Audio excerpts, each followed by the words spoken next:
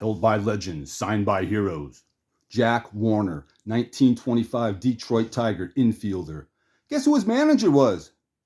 Have I told you lately that my brain isn't completely soft? And that I'm just easily distracted and have a slight deficit when it comes to keeping attention. You, my good viewer, might question this statement, but if the need be, I can pull it together and focus in and show restraint when it comes to my convictions, if and when the need be. But sometimes accidents happen, mistakes are made, and then not realized until later. And because I have the attention span of a hamster who chews on pencils and the brain cells of a kid who smelled too much model airplane glue, these accidents will happen more often than I'd like on my show. Maybe my problems can be linked to all those years of eating sugared cereals and the highs and lows that come with eating 4 bowls of Frosted Flakes every day. On top of that, there's those hours of continuous 9-minute blasts of Bugs Bunny and Porky Pig for nearly a decade. Odds are it's a combo, and I try not to analyze it too much because you can't unsmell that glue or unwatch all those episodes of the Three Stooges. This is probably why my attention span is so... Oh, you see the ship out there? In the water? Yeah, you don't see too many big ships going across the ocean there. What was I talking about? Oh, yeah, getting back to themes for my shows. It's hard to stay on one because of all the interesting facts and stories I discover in my research. A good story or a specific date will come up and interrupt my theme. That baseball rabbit hole I go into is deep and wide, but I have a lot of time on my hands to whittle, like Jed Clampett, and the fire and drive of Granny Moses, and the youthful exuberance of Jethro Bodine. When making my videos, I shoot for perfection, strive for greatness, and settle for good enough because I want to go make some coffee. Which brings me back to my AD problem when given too many choices. I tend to lose focus. When that happens, I go back to the theme I was working on. In the case of my recent shows, that would be players from the turn of the century. The 20th century, that is. I guess it makes sense to specify which century, beings were already 1/4 century into the 21st. And seeing how I already got my thinking cap on and I'm concentrating real hard and in the zone, we will go back once again to the beginning of the 20th century, and born in the year of our Lord 1903 was John Ralph Warner, nicknamed Jack, infielder, MLB debut 1925. Jack is how he signs his name in my dad's autograph book and on the 1955 Seal scorebook that he signed. There's been baseball players named Jack Warner that have come along before and after the Jack Warner I'm talking about, and they all have baseball cards. Maybe that's why in Jack's 1933 Gowdy card it says Jackie, so as to avoid any confusion with the Jack Warner who played in the late 1800s and also has a baseball card. But since the Jack Warner I'm talking about is from Evansville, Indiana, and signs his name as Jack, again, to avoid any confusion, that's what I will call him for this episode, so let's go. Jackie began playing pro ball in 1921 for the Waynesboro Villagers in the Blue Ridge League, and from 1923 to 1925 played on the Vernon Tigers of the PCL, and hit pretty good for them, batting around 300 each season.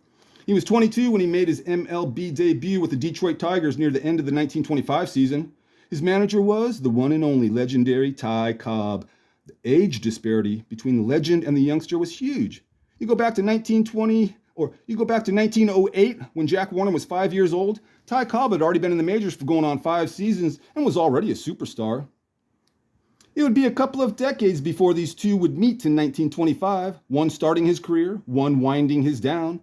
Ty Cobb had a very nice season across the board that year. Pretty much still on top of his game. Even at the age of 38, he would play in 121 games in 1925, hitting 12 home runs, a career high. He'd only hit 12 homers once before, by choice. Most who watch this show know that Ty Cobb chose not to swing for the fences, which he said took no talent. And instead of going for homers every at-bat, Ty would choose to place bunts, hit singles, and steal bases. But this is the 1925 season. At this point, Ty's been playing in the majors for 20 seasons, and for some reason now decides to go against that natural inclination he's had his whole career. And on this day, Ty Cobb chose to hit homers. So before that day's game, to prove his point, he tells reporters that's what he's going to do. Ty Cobb said, "I'm going for home runs for the first time in my career." That game, near the end of the 1925 season against the St. Louis Browns at Sportsman Park, Ty Cobb goes 6 for 6 with 3 home runs and a double, and then hit 2 more home runs the next day. Makes you wonder how many he could have hit if he chose to. Let's see, Ty Cobb played for how many seasons, and there's how many games each? You do the math. I have enough trouble keeping track of all these Jack Warners. The third Jack Warner played in the 60s, and he also has a baseball card.